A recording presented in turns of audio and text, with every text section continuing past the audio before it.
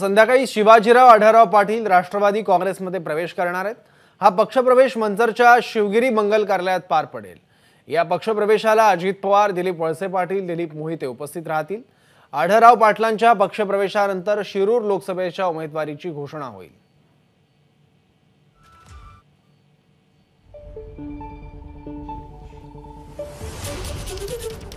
माजी खासदार आदरणीय शिवाजीदादा आढळराव पाटील हे राष्ट्रवादी काँग्रेस पक्षामध्ये प्रवेश करणार आहेत। त्या कार्यक्रमाला प्रमुख उपस्थिती म्हणून अजितदादा पवार साहेब, दिलीप वळसे पाटील साहेब, खेड आळंदीचे मतदारसंघाचे आमदार आदरणीय दिलीपांना मोहिते पाटील, हडपसरचे आमदार आदरणीय चेतन तुपे पाटील, त्याचबरोबर विलास लांडे आपले भोसरी विधानसभेचे आपले नेते, त्याचबरोबर शिरूर हवेलीचे आपले नेते आदरणीय दादा पाटील फराटे या साही तालुक्यातले प्रमुख कार्यकर्ते या प्रवेश प्रसंगी उपस्थित राहणार आहे। एबीपी माझा, उघडा डोळे बघा नीट।